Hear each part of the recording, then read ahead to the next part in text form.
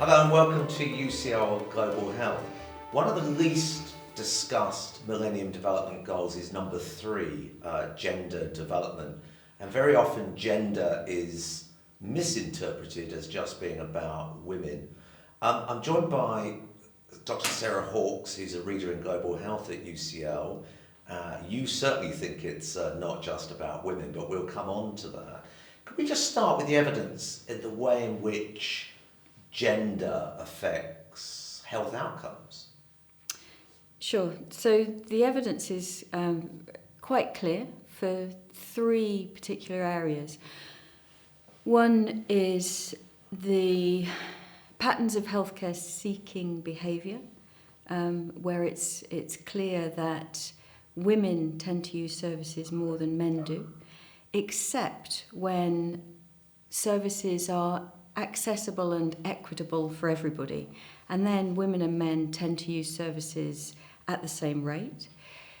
The second area is around risk-taking, where it's clear that all over the world, in terms of behaviours that would lead to poor health outcomes, men take more risks than women. Right. So smoking, drinking, driving fast cars. And the third area then relates to what do those health outcomes look like. And what we see in every region of the world is that men get sicker than women do and they die younger, without exception. So men are the problem? Well, men are the ones who suffer from gender norms in the way that women suffer from gender norms in other aspects of life. But when it comes to health, I think, kind of contrary to what most people would understand and expect, men actually suffer at least equally and usually more from gender norms and gender-driven behaviours than women do, and have less access to the means to mitigate those norms. So what's happening about gender at the moment when you look around at governments and international agencies? Do you think gender is treated seriously? Well, it's definitely treated seriously, and as you said, it's one of the Millennium Development Goals. It's goal number 3, but in some ways that's part of the problem. It's seen as a separate issue. It's seen as something that you can kind of tack on to everything else that's going on in life. What I think gender specialists would argue is that gender needs to be mainstreamed. An understanding of gender needs to be mainstreamed through everything that we do. You can't just analyse gender as some other thing that you do at the end of a project, for example. It needs to be there right from the beginning of everything that you plan, measure, implement. And by having MDG 3, Millennium Development Goal 3, as something that was separate from all the other Millennium Development Goals, I think the UN kind of played into its own fault lines, if you like, that it didn't say gender is important across the board. Let's just unpick that, mainstreaming. How do you mainstream gender? Well, at a very simple level, by ensuring that everything you do, measure and implement is not going to perpetuate any inequalities between sexes. And that if you're in the business of measurement, that you certainly disaggregate at least by sex, and that you tailor your programs and your responses to the needs, or to the different needs that males and females have in a society, without assuming that everybody's got the same need. But you're painting a picture where men are taking more risks, suffering worse outcomes. But women have much less voice than men. I mean, on the political front, we know, even in Britain, after 450 years of parliamentary democracy, only 20% of our MPs are women, which is Rwanda has got 56% after about 15 years of democracy. So we shouldn't ignore women, obviously. I mean, no. They are a key element, and political voice is important, isn't it? Certainly. And I think by addressing gender, you're never saying ignore women. What you're saying is that gender is not simply about women. It's about the norms of behaviour, the social constructs that apply to both men and women. And what we see in the health arena, unlike the political arena, is that gender norms actually drive poor outcomes, worse outcomes for men than they do for women. And the response to that from global health organisations in the main is either to ignore it or to focus on women or to occasionally mainstream gender issues throughout all their responses.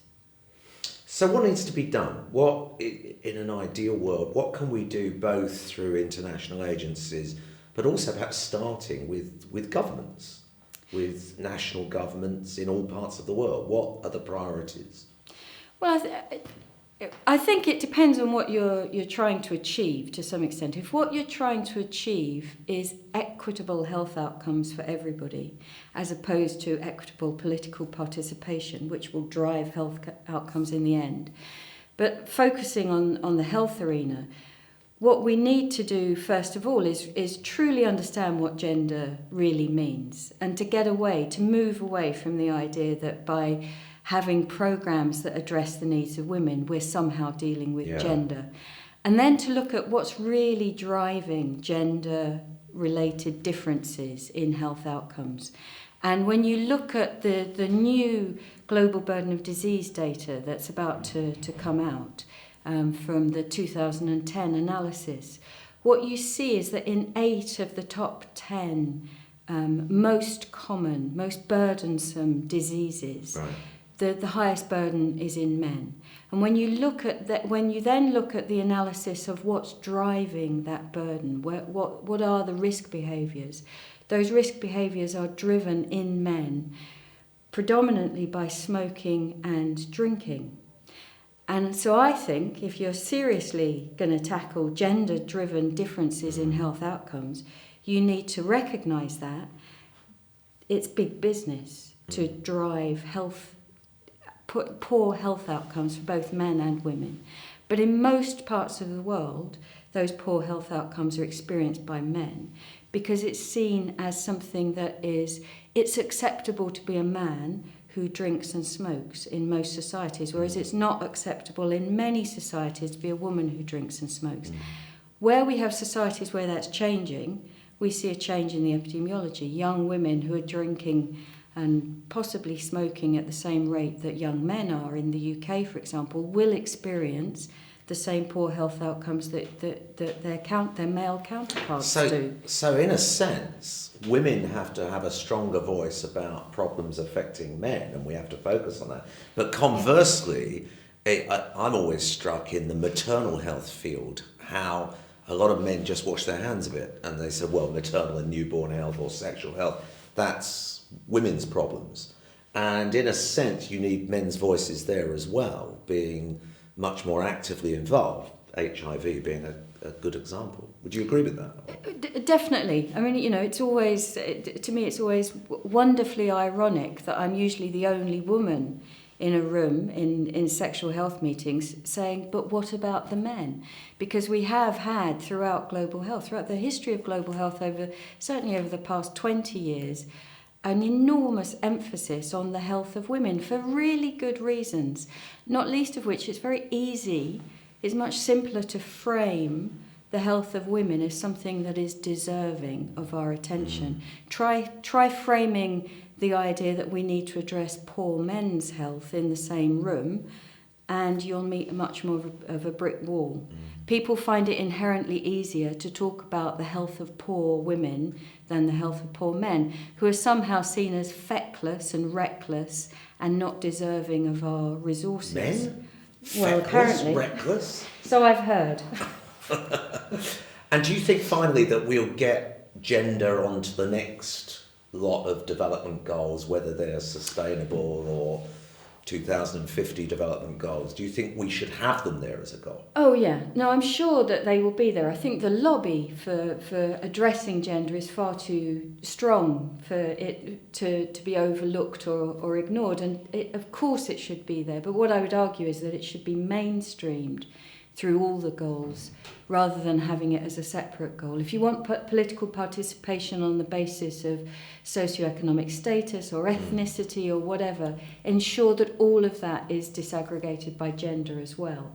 But having it as a separate goal, I think, just buys into this idea that we can do something about it afterwards, rather than that this is fundamental as a driver of lots of outcomes in society, of which health is one. Okay, thanks very much.